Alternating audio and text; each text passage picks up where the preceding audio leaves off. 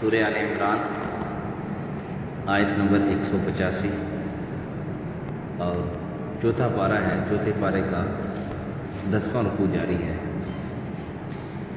اعوذ باللہ من الشیطان الرجیم، بسم اللہ الرحمن الرحیم، کل نفس ذائقۃ الموت وإنما توفون أجوركم يوم القيامة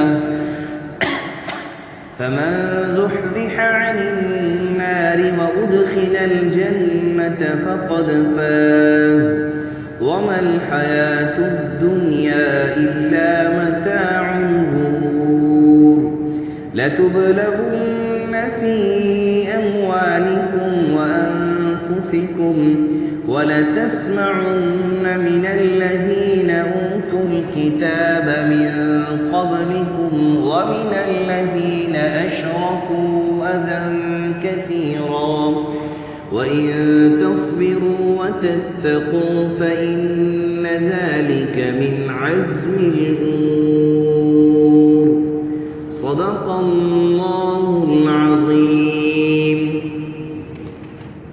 کل نفس ذائقۃ الموت، ہر نفس کو موت کا ذائقہ چکھنا ہے۔ وَإِنَّمَا تُوَفَّوْنَ أُجُورَكُمْ، اور تم کو پورا بدلہ دیں گے یوم القیامہ، تمہارے قیامت کے دن۔ فَمَنْ زُحْزِحَ عَنِ النَّارِ، اور جو کوئی دور کیا گیا آگ سے، دوزخ سے، وَأُدْخِلَ الْجَنَّةَ، اور جنت میں داخل کر لیا گیا، فَقَدْ فَازَ، تو یہ کامیاب ہوا۔ وَمَا الْحَيَاةُ الدُّنْيَا، اور نہیں ہے دنیا، إِلَّا مَتَاعُ الْغُرُورِ، مگر دھوکے کی پونجی، دھوکے کی جگہ۔ لَتُبْلَوُنَّ فِي أَمْوَالِكُمْ، البتہ ضرور آزمائشیں آئیں گی تمہارے مال کے بارے میں، یعنی تمہیں ضرور آزمایا جائے گا تمہارے مال کے بارے میں، وَأَنفُسِكُمْ، اور جانوں میں۔ وَلَتَسْمَعُنَّ، اور البتہ ضرور تم سنو گے، مِنَ الَّذِينَ أُوتُوا الْكِتَابَ، ان لوگوں سے جو جن کو کتاب دی گئی، من قبلکم، تم سے پہلے، وَمِنَ الَّذِينَ أَشْرَكُوا، اور وہ لوگ جنہوں نے شرک کیا، یعنی مشرکوں سے، اذًا کثیراً، بہت ساری تکلیف دہ باتیں۔ وَإِن تَصْبِرُوا، اور اگر تم صبر کرو، وَتَتَّقُوا، اور پرہیزگاری کرو، فَإِنَّ ذَلِكَ مِنْ عَزْمِ الْأُمُورِ، تو یہ ہمت کے کاموں میں سے کام ہے۔ گزشتہ سبق میں اللہ تعالیٰ نے منافقین اور مشرکین کی جو چالیں تھیں اس کے بارے میں بتلایا کہ یہ مختلف قسم کے ہیلے بہانے کر کر آپ کی احکامات سے اور آپ کی نبوت سے روگردانی کرنے کے لیے مختلف قسم کے ہیلے بہانے کرتے ہیں، مختلف قسم کے معجزات کی جو تفصیل مانگتے ہیں، اس کے مطالبے کرتے ہیں کہ جی پہلے نبی میں یہ معجزہ ہوتا تھا، اب بھی یہ کر کے دکھائیں۔ تو بعض لوگ یہ کہتے تھے کہ موسیٰ علیہ السلام یہ کے ہاتھ پہ یہ معجزہ ظاہر ہوتا تھا، اب بھی کوئی معجزہ دکھائیں تو پھر ہم آپ پر ایمان لانے کے بارے میں پھر کچھ سوچیں گے۔ تو اللہ تعالیٰ نے فرمایا کہ سارے ان کے جو باتیں ہیں یہ بالکل یہ جھوٹ کر رہے ہیں، اپنی بات پہ سچے نہیں۔ اگر آپ ان کو یہ دکھا بھی دیں پھر بھی یہ ایمان نہیں لائیں گے۔ پھر اس کی مثال اللہ نے دی کہ انہوں نے مطالبہ کیا کہ آپ قربانی کریں، آپ کی قربانی جو ہے نا وہ ایک پہاڑ پر رکھیں، وہاں سے آگ آئے گی، آگ کھائے گی، تب ہم مانیں گے۔ اللہ نے ہم سے وعدہ کیا، اللہ نے ہم سے عہد کیا ہوا کہ جو یہ نبی یہ کر کے دکھائے تو اس نبی کو تم برحق نبی مانو۔ تو لہٰذا آپ بھی، اللہ نے کہا کہ آپ ان سے پوچھیں کہ تمہارے آباء و اجداد نے پھر انبیاء کو کیوں قتل کیا، کہ وہ تو یہ معجزہ دکھا چکے تھے، اس کے باوجود انہوں نے ان کو قتل کیا۔ پھر اللہ تعالیٰ نے جیسے میں نے کل عرض کیا تھا کہ فَإِن كَذَّبُوكَ فَقَدْ كُذِّبَ رُسُلٌ مِّن قَبْلِكَ، نبی علیہ السلام کو تسلی دی کہ دیکھیں اگر یہ لوگ آپ کو جھٹلاتے ہیں، آپ کی بات نہیں مانتے، تو آپ کو دل برداشتہ ہونے کی ضرورت نہیں ہے، پریشان ہونے کی ضرورت نہیں، بلکہ اپنا مشن آپ جاری رکھیں۔ اور دیکھیں آپ سے پہلے بھی انبیاء کرام تشریف لائے، ان کے ساتھ بھی یہی ہوتا رہا، انہوں نے بھی اپنا مشن جاری رکھا، اور وہ بھی ان کے پاس واضح نشانیاں، واضح کتابیں لے کر، صحیفے لے کر، دلائل لے کر آئے، لیکن انہوں نے ان کی بھی نہیں مانی۔ تو اس لیے آپ اپنا کام جاری رکھیں۔ تو میں نے عرض کیا تھا کہ نبی اکرم صلی اللہ علیہ وسلم کی وساطت سے ان کی رحلت کے بعد نبی اکرم صلی اللہ علیہ وسلم والا انبیاء والا کام اس امت کے ہر ایک امتی کا ذمہ ہے کہ وہ خود بھی دین پر چلے گا۔ کسی جماعت کے ساتھ منسلک ہونا، کسی جماعت کے ساتھ مخصوص طریقے سے وقت دینا، وقت لگانا، یہ ضروری نہیں۔ بلکہ ہر ایک آدمی کا یہ کام ہو. یہ نہیں ہے کہ بس جو عالم ہے، جو حافظ ہوگا، جو تبلیغی ہوگا تو وہ یہ کام کرے گا، باقی کسی کا یہ کام نہیں. جس نے کلمہ لا الہ الا اللہ محمد رسول اللہ پڑھ لیا، اب اس کا یہ کام ہے کہ خود بھی نیکی کی بات کرے گا، خود بھی نیکی کا کام کرے گا، دوسرے کو بھی نیکی پر جو ہے نا لانے کی دعوت دے گا، ان کو دوسری اپنے اس کے اختیار کے اعتبار سے.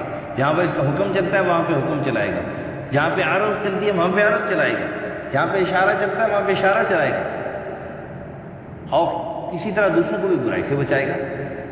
تو میں نے کہا تھا کہ اس بارے میں پھر یہ آگے آج کے آدمی بھی آ رہے ہیں، اس بارے میں اگر اس کو کوئی مشکلات درپیش آ رہی ہے تو اس کو دل برداشتہ ہونے کی ضرورت نہیں، بلکہ اپنے نیکی کا کام وہ جاری رکھے. تو آج کی آیت میں اللہ تعالیٰ نے فرمایا دیکھو ہر ایک آدمی نے موت مرنا ہے. جو بھی دنیا میں نفس آیا ہے وہ مرنے کے لیے آیا ہے. انسان کما کما کر اس لیے کھاتا ہے کہ مجھے بھوکے سے موت نہ آ جائے، میں مر نہ جاؤں. مکان اس لیے بناتا ہے کہ کہیں زیادہ سردی کی وجہ سے میرے بچے مر نہ جائیں، ان کو کوئی تکلیف نہ پہنچے، اور تکلیف شدت اختیار کر کر اس کی شدت زیادہ آخری حد کیا ہوتی ہے موت. یا میرے بچوں کو گرمی نہ لگے، اب اس کی بھی آخری حد کیا ہے، زیادہ شدت اختیار کر جائے گی، آخری حد کیا ہے، موت، بیمار. تو یہ سب تدابیر اختیار کر رہا ہے، حالانکہ اس کو پتہ ہے میں نے مرنا ہے. اور یہ بھی اس کو پتہ ہے کہ جب تک میری موت کا مقررہ وقت نہیں آ جاتا اس وقت تک مجھے موت بھی نہیں آئے گی. اور یہ بھی اس کو پتہ ہے کہ لن تموت حتی تستکمل رزقھا، کہ جب تک اپنا رزق پورا نہیں کر لو گے اس وقت تک مرو گے بھی نہیں. اور مزے کی بات آپ کو یہ بتاؤں کہ رزق جس دن جو رزق جس طرح کا جس جگہ پر جس طریقے سے آپ کے مقدر میں لکھا ہے اسی طریقے سے آپ حاصل کرو. آپ دیکھیں نا بعض اوقات انسان کو بڑی اچھی جگہ پر کھانا کھانے کا موقع ملتا ہے، بڑی وی آئی پی جگہ ہوتی ہے، اور بعض جگہ پر نیچے بیٹھ کے کھانا پڑتا ہے. حالانکہ نیچے بیٹھ کے کھانا یہ سب سے زیادہ وی آئی پی جگہ ہے. میں نے تو بات کر دی، نیچے بیٹھ کر سنت کے مطابق کھانا یہ سب سے زیادہ وی آئی پی کھانا ہے، کیونکہ نبی اکرم صلی اللہ علیہ وسلم کی مبارک سنت کے مطابق کھانا اس سے بڑھ کر وی آئی پی کوئی نہیں ہو سکتا. بعض اوقات انسان کو اچھی چیز کھانے کو مل جاتی ہے اور بعض اوقات بھوکا رہنا پڑ جاتا ہے. بعض اوقات ذرا اچھی چیز نہیں ملتی ہے، ذرا کم درجے کی چیز کھانے کو مل جاتی ہے. جس دن اللہ نے جو رزق، اور پھر رزق اور موت انسان کو اپنی طرف کھینچتی ہے. جہاں پر اس کا رزق لکھا ہوتا ہے اس نے سوچا بھی نہیں ہوتا وہاں پر وہ پہنچ جاتا ہے. موت بھی جہاں پر اس کی لکھی ہوتی ہے، ہو سکتا ہے پوری زندگی اس کا وہاں پر کوئی کام نہ ہو، لیکن چونکہ موت اس کی وہاں پر لکھی ہوئی تھی، کسی نہ کسی بہانے سے وہاں پر چلا گیا. اس کا کل نفس ذائقہ، چکھنا تو سب نے. اور پھر کہا کہ وَإِنَّمَا تُوَفَّوْنَ أُجُورَكُمْ، تمہارے جو عمل ہے نا جو کچھ تم کر رہے ہو، چاہے نیک کر رہے ہو چاہے بد کر رہے ہو، چاہے اچھا کام کر رہے ہو چاہے برا کام کر رہے ہو، اللہ کو ناراض کرنے والا کام کر رہے ہو یا اللہ کو راضی کرنے والا کام کر رہے ہو، یہ سب جو کچھ بھی تم کر رہے ہو، چاہے بول رہے ہو، بول کے ذریعے کوئی نیکی کر رہے ہو، یا بولنے کے ذریعے سے کوئی گناہ کر رہے ہو، چاہے پکڑنے کے ذریعے سے، چاہے دیکھنے کے ذریعے سے، چاہے سننے کے ذریعے سے، چاہے چلنے کے، جس ذریعے سے بھی جو کچھ بھی تم کر رہے ہو، اس سب کا پورا بینیفٹ یہ آپ کو ملے گا، جو کچھ بھی. اس پر میں ایک بات کرتا ہوں کہ دیکھیں ایک آدمی، جیسے ہمارے فوجی بھائی کی مثال لے لیں کہ وہ تنخواہ میں سے کچھ بچا کے جمع کرتا رہے، چلو کسی بینک میں جمع کرا دیا، کرنٹ اکاؤنٹ اس نے کھلوا لیا، کیونکہ سود تو ناجائز ہے نا، کرنٹ اکاؤنٹ کھلوا لیا اور اس میں جمع کر رہا ہے، تھوڑے پیسے بچا کر جمع کر رہا ہے کہ چلو اکٹھی جب پینشن جاؤں گا تو کچھ گھر شہر بنا لوں گا، ضروریات اپنی پوری کر لوں گا. جب پینشن ہوئی یہ گیا بینک میں جا کے ان سے کہا جی میرے پیسے مجھے دے دیں، اور آگے سے اگر وہ یہ جواب دیں کہ بھئی آپ کا اکاؤنٹ تو بالکل نیل بٹا نیل ہے، کچھ بھی نہیں ہے اس میں، وہ یہ کہے جی میں نے تو پیسے جمع کروائے تھے. آگے سے کہا جائے کہ آپ نے پیسے جمع تو کروائے تھے لیکن فلاں موقع پر آپ کا چیک آیا تھا، پیسے چلے گئے، فلاں موقع پر اتنے پیسے چلے گئے، فلاں موقع پر اتنے پیسے چلے گئے، لہٰذا اب آپ کو کچھ نہیں. اس وقت انسان کتنا پریشان ہوگا.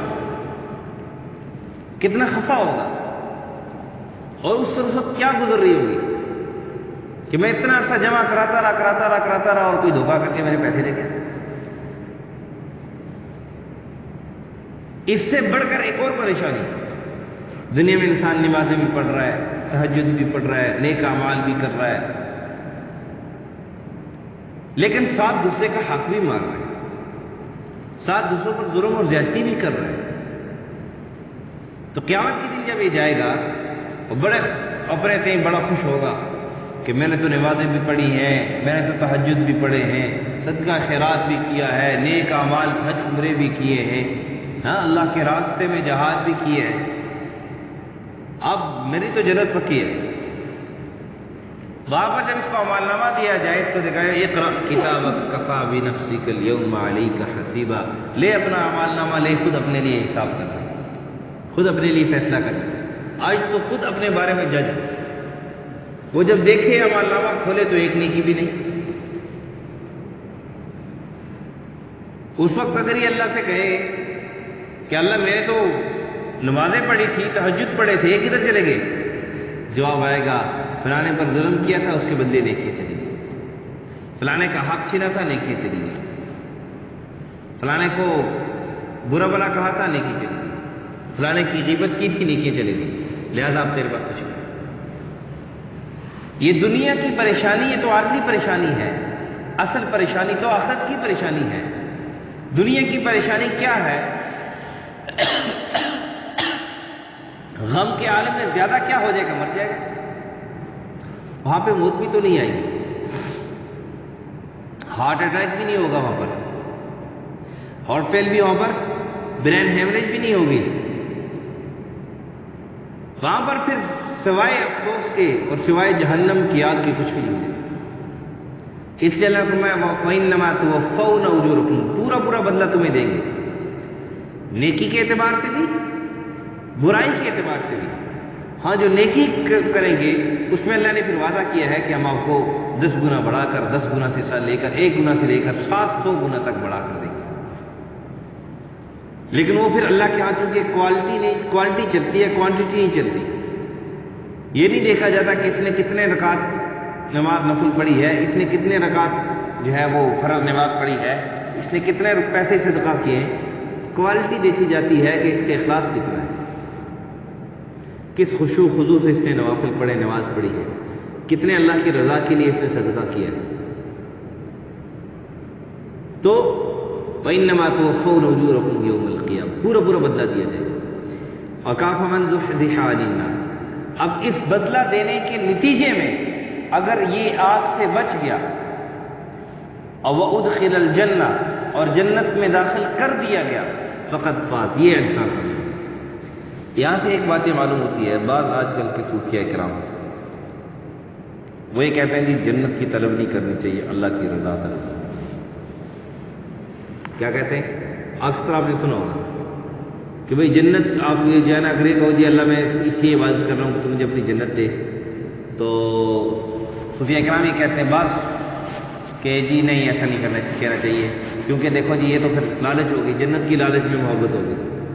تو مجھے یہ بتاؤ کہ آپ کہتے ہو کہ اللہ کی رضا چاہیے، جب اللہ راضی ہوگا تو کہاں ڈالے گا؟ جہنم میں ڈالے گا۔ اللہ جب راضی ہوگا تو کہاں ڈالے گا؟ قیامت کی 2 جگہ ہے، تیسری جگہ تو کوئی نہیں، کیا جنت ہے یا جہنم ہے؟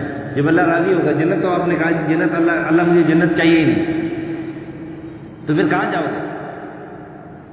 آپ اللہ کی رضا تو مانگ رہے ہو لیکن جنت نہیں مانگ رہے، کہتے ہیں جی جنت مجھے چاہیے نہیں، پھر کہاں جاؤ گے؟ پھر تو جہنم بھی باقی رہے گی۔ بات کرنے کا مقصد یہ ہے کہ کوئی آدمی اگر جنت اللہ سے مانگتا ہے، جنت الفردوس اللہ سے مانگتا ہے، تو یہ کوئی لالچ یا کوئی برائی نہیں ہے، بلکہ یہی عین اچھائی ہے اور یہی مطلوب و مقصود ہے۔ ظاہر سی بات ہے کہ اللہ کسی آدمی سے راضی ہوگا تبھی تو اس کو جنت میں داخل کرے گا، جب راضی نہیں ہوگا تو جنت میں کیسے داخل کرے گا؟ اس لیے اللہ کی رضا بھی مانگنی چاہیے اللہ سے، لیکن اگر کوئی آدمی اللہ سے جنت مانگ رہا ہے تو اس کو برا بلا نہیں کہہ سکتے آپ، اور یہ نہیں کہہ سکتے کہ یہ جنت مانگ رہا ہے تو یہ غلط کر رہا ہے، جنت نہیں مانگنی چاہیے اللہ سے۔ خیر آگے فرمایا وما الحیات الدنیا الا متاع الغرور. یہ جو دنیا کی زندگی ہے نا یہ دھوکہ ہے، یہ دھوکہ ہے. اب دھوکہ اس کے لیے نقصان کا سبب اس کی، کیونکہ ظاہر سی بات ہے جس کو دھوکہ لگ جائے تو اس کا نقصان ہو جاتا ہے. دھوکہ اس کے لیے ہے جس نے حقیقت کو سمجھا نہیں، جس نے اللہ کو مانا نہیں، اللہ پر ایمان نہیں لایا، اپنی زندگی اعمال اور یعنی نیک اعمال میں نہیں گزاری، اللہ کی اطاعت میں نہیں گزاری، نبی کرم صلی اللہ علیہ وسلم کی مبارک سنتوں کے مطابق، طریقے کے مطابق زندگی نہیں گزاری، اس کے لیے تو یہ دنیا دھوکہ ہے. اور جس نے اللہ کو سمجھ لیا، اللہ پر ایمان لیا ہے، اپنی زندگی اللہ کے حکم پیارے حبیب صلی اللہ علیہ وسلم کے طریقے کے مطابق گزارا ہے، اس کے لیے تو یہ زندگی، دنیا کی زندگی فائدے کا سبب ہے. فائدے کا سبب ہے کہ جتنے نیک اعمال کر رہا ہے اتنی اس کے لیے آخرت بن رہی ہے، اس کی آخرت اچھی بن رہی ہے اور وہاں پر یہ کامیاب ہوگا، کیونکہ اصل زندگی اس نے وہاں پر گزارنی ہے. اور پھر اللہ تعالیٰ نے فرمایا کہ لَتَبْلُوُنَّ فِي أَمْوَالِكُمْ وَأَنفُسِكُمْ. اللہ ضرور تمہیں آزمائیں گے، مال کے بارے میں، تمہارے مالوں کے بارے میں، جانوں کے بارے میں.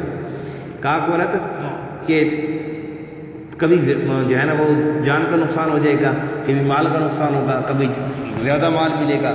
بڑا چلا یہ آزمائیں گے کہ اس کی، میرے بندے کی نظر کس طرف جاتی ہے، میرا بندہ کس کی مان کر چلتا ہے.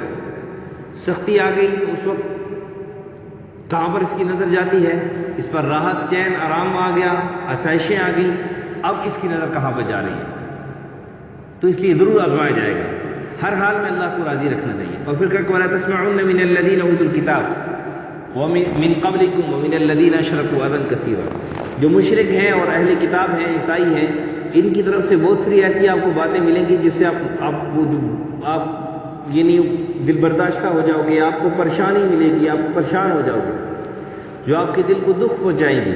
تو اللہ تعالیٰ نے فرمایا یعنی آپ کو اب آپ کے خلاف مختلف قسم کے ہیلے بہانے، مختلف قسم کی جو ہے نا سازشیں چلائیں گے اور ایسے آپ کو تکلیف رائے، ایسی بات ہوگی. تو اللہ تعالیٰ نے فرمایا وَإِن تَصْبِرُوا وَتَتَّقُوا. اس میں تمہارا کیا کام ہے، تم صبر کرو گے اور تقوی اختیار کرو گے. اب یہ صبر اور تقوی ایک اعتبار سے تو یہ ہے کہ وہ آپ کو سزائیں پہنچاتے رہیں، آپ کے خلاف سازشیں چلتے رہیں، آپ چپ کرتے رہیں، بس صبر. یہ صبر مقصود یہاں پر نہیں ہے. یہاں پر یہ صبر مقصود ہے کہ ایک آدمی ہے وہ بار بار سازشیں دے کر دل برداشتہ ہو گیا اور بالکل ہمت ہار بیٹھا ہے، تو کہا کہ ایسی بات نہیں کرنی ہے، ہمت نہیں ہارنی، صبر سے ان کا مقابلہ صبر کے ذریعے سے کرنا ہے. اور باقی جہاں تک جہاد کا موقع آئے گا وہاں پر جہاد بھی کرنی ہے. وہاں پر یہ نہیں ہے جہاں پہ غصے کا موقع آئے گا، ان کو سزا دینے کا موقع آئے گا، اس وقت یہ نہیں ہے کہ ہم تو صبر سے کام لیں گے. وہاں پر صبر یہ نہیں ہے کہ آپ ان کو چھوڑ دو، بلکہ اگر وہ آپ کے خلاف سازشیں چل رہے ہیں، آپ کو نقصان پہنچا رہے ہیں، اس وقت صبر کا عین تقاضا یہ ہے کہ آپ ان کو سزا دو اور تقوی اختیار کرو، پرہیزگاری اختیار کرو. تو کہا یہ ہمت والے کام ہے، یہ باہمت لوگوں کا کام ہے. باہمت لوگوں کا کام یہ ہے کہ اب نقصان ہو گیا، کہیں پریشانی آ گئی، اب پریشانی کی صورت میں صبر اور تقوی سے کام لیں، صبر اور تقوی سے کام لیں. وظاہر سی بات ہے جب صبر اور تقوی اختیار کریں گے اس کے ساتھ اللہ کی مدد بھی ہوگی. اللہ سمجھ عمل کی توفیق عطا فرمائے. کل نفس ذائقۃ الموت. ہر نفس کو موت کا ذائقہ چکھنا ہے. وانما توفون اجورکم. اور تم کو پورا پورا بدلہ ملے گا یوم القیامہ، قیامت کے دن. فمن زحزح عن النار. جو دور کر لیا گیا دوزخ سے، وادخل الجنہ. اور داخل کیا گیا جنت میں. فقد فاز. تو یہ کامیاب. وما الحیات الدنیا الا متاع الغرور. اور نہیں ہے دنیا کی زندگی مگر دھوکے کا گھر، دھوکے کی پونجی، دھوکے کا سامان. لَتُبْلَوُنَّ فِي أَمْوَالِكُمْ وَأَنفُسِكُمْ. البتہ ضرور آزمائش ہوگی تمہاری مالوں میں اور تمہارے جانوں میں. وَلَا تَسْمَعُنَّ. اور البتہ ضرور تم سنو گے. مِنَ الَّذِينَ أُوتُوا الْكِتَابَ. تم من قبلکم، تم سے پہلے جن لوگوں کو کتاب دی گئی. وَمِنَ الَّذِينَ أَشْرَكُوا أَذًى كَثِيرًا. اور مشرکوں سے بہت ساری بدگو باتیں، یعنی دل دکھانے والی باتیں. وَإِن تَصْبِرُوا. اور اگر تم صبر کرو گے، وَتَتَّقُوا. اور تب پرہیزگاری اختیار کرو گے، فَإِنَّ ذَلِكَ مِنْ عَزْمِ الْأُمُورِ. تو یہ ہمت کے کام ہے. الحمدللہ رب العالمین والعاقبۃ للمتقین والصلاۃ والسلام علی اشرف الانبیاء والمرسلین وعلی الملائکۃ المقربین وعلی عباد اللہ الصالحین. ربنا ظلمنا انفسنا وان لم تغفر لنا وترحمنا لنكونن من الخاسرین. اللهم يسر امورنا مع راحة لقلوبنا. اللهم احفظنا من كل بلاء الدنيا وعذاب الآخرة. اللهم إنا نجعلك في نحورهم ونعوذ بك من شرورهم. اللهم استر عوراتنا وآمن روعاتنا، اللهم استرنا بسترك الجميل، اللهم احفظنا فإنك أنت خير الحافظين. صلى الله على النبي الكريم محمد وعلى آله وسلم.